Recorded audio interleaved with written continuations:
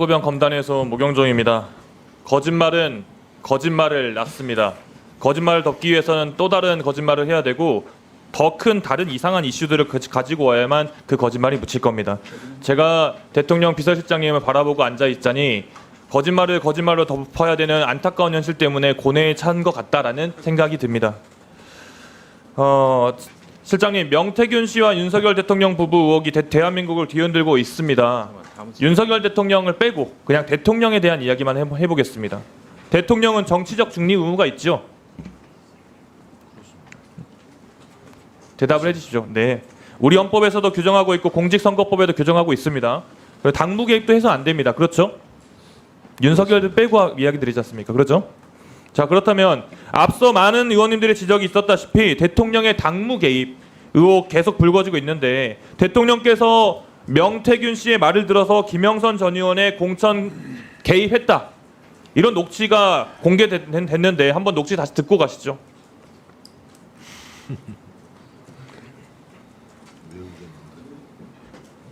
김영선이 경선 때도 열심히 뛰었으니까 너는 김영선이 좀 해줘라 그랬는데 그게 말이 맞네. 진짜 평생을 잊지 않겠습니다. 고맙습니다. 예. 실장님 다시 한번 해명의 기회를 드려보겠습니다. 이거 어떻게 된 거죠? 오늘 국정감사 모두에 말씀드렸다시피 저 녹취 내용은 대통령의 불법 공천 개입, 선거 개입을 입증할 수 있는 내용이 아니고 네, 그래서 감사의 대통령은 당에 네. 공천 누구누구 하라고 지시한 바가 없고 네, 그러면 어떤 보고도 받은 바가 감사의 없습니다. 인사 당선 이후에 감사 인사 정도라고 아까 그렇습니다. 말씀하셨죠? 그렇죠. 그런데 보십시오. 명태균 씨가 진짜 평생 은혜 잊지 않겠습니다. 고맙습니다라고 말합니다. 감사 인사는 명태균 씨가 하고 있는데요. 이게 어딜 봐서 윤석열 당선인이 명태균 씨한테 감사 인사라는 겁니까? 앞뒤 맥락을 축하 인사겠죠. 축하 인사를 떠나서 뭐가 고맙다고 하는 겁니까? 그러면 제가 명태균 씨가 축하 인사 전화라고 말씀드렸습니다. 그게 뭐가 고맙냐고 하는 겁니다. 뭐가 평생 은혜를 잊지 않겠다고 말할 정도냐고 여쭤보는 겁니다. 됐습니다. 민주당 긴급 기자회견에 대해서 대통령실에서 해명을 하긴 했습니다. 이준석 의원의 페이스북을 인용해서 해명했던데 정말 격떨어집니다. 대통령실에서 나오는 해명이라는 것이 겨우 다른 의원의 페이스북 글을 가져다가 첨부하는 정도 수준이면 아니죠. 이준석 의원은 당시 당 대표였기 때문에 그것은 이준석 의원이 본인의 이야기에 대해서 올려놓은 페이스북 글이죠. 그걸 대통령실에서 그걸 가져다 쓸 게 아니라 이 말입니다. 아니, 대통령실의 이야기를 해야죠. 그 페이스북 글 내용에 김영선 공천 국민들의 분노가 끓고 있습니다. 적시되고 있지 않습니까? 실장님 저는 이런 생각도 들어요. 실장님께 이야기할 기회를 계속 드렸으면 좋겠다는 생각이 들어요. 왠지 아세요? 국민들께서는 실장님의 이야기를 들으면 들을수록 17%, 19%가 아니라 10%도 깨질 것 같습니다.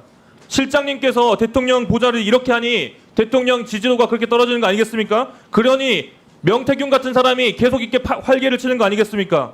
다음 영상 한번 보시죠. 그 내가 살린 거야. 저 아는 분이 갔는데 벌떡일어나가 손을 잡고 내 얘기하니까 그분이 내 생명의 은인이라고 손잡고 막 흔들더래요. 잠도 못 자서 김진태 내보고 중시면 안 돼요. 중시면 안 돼요. 막 그래가 막 사모님도 해고 그래가 밤 12시 반에 내가 해결했잖아. 강원도 가서 이제 밥을 굽는다는 건 없을 것 같아요. 네, 고맙지. 김진태는 김진태 강원도지사가 컷오프 됐다가 살아난 과정에도 명태균이라는 사람이 등장합니다. 명태균 씨는 김영선 전 의원과 아주 특수한 관계라는 건 앞서 많은 분들이 이야기했으니까 더 이야기 안 하고 싶습니다만은 그럼에도 불구하고 김영선 전 의원의 공천을 위해서 열심히 노력했던 이 명태균 씨, 이준석 당시 당대표는 물론이고 김건희 여사, 윤석열 대통령한테까지 그 중에서도 명태균 씨 반응을 보면은 김건희 여사한테 한 로비는 상당히 효과적이었던 걸로 보입니다. 다음 영상 보여주시죠. 아니 오빠 명선생이 그거 처리 안 했어? 명선생님이 이렇게 놀라셔가지고 전화 오게 그 만든 오빠 대통령으로 자격 있는 거야? 오늘 네. 여사님 전화 왔는데 내 고마움 때문에 김영선 그렇게 하지 말라고 내가 고맙다고 네, 자기 됐습니다. 선물이래. 앞서 계속 공천 개입이 없었다라고 이야기하시니까 다른 이야기도 한번 해보겠습니다. 앞서 존경하는 서미 의원님 말씀하셨긴 했는데 2023년 3월 15일 창원 제2국가산단 선정 발표가 있기 전날 김영선 의원과 원희룡 장관이 함께 찍은 사진을 더 키워야 된다라고 명태균 씨가 강혜경 씨에게 이야기한 내용이 녹취가 있습니다. 그런데 이 현수막이 나중에 보니까 창원 2 국가산단 후보지 선정 현수막이었습니다. 전날에 이걸 어떻게 할 수 있는 거죠? 발표 당일 오전에도 발표가 나지 않았는데 현수막과 보도자를 미리 준비하고 있었던 거예요. 지금 다음 PPT 보시죠. 다음이요. 다음. 이거 보면은 10시에 대통령 주재회의에서 보고할 거거든 이라고 나옵니다. 대통령실 주재회의 내용이 어떻게 공개됩니까? 어떻게 관리하고 계신 거예요 도대체?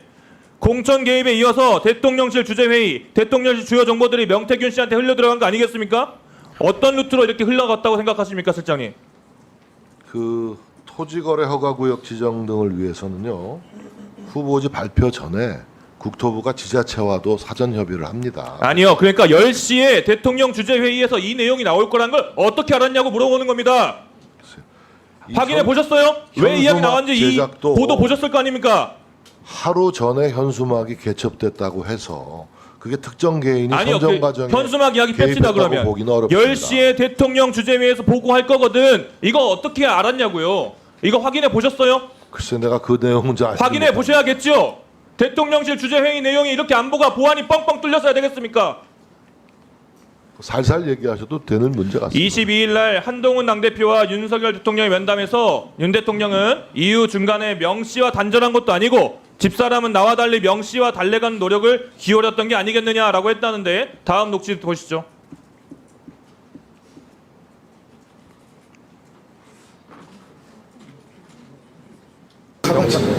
여사관 나왔으니까 다른 댓글 하지 말라는 나름대로 신호요.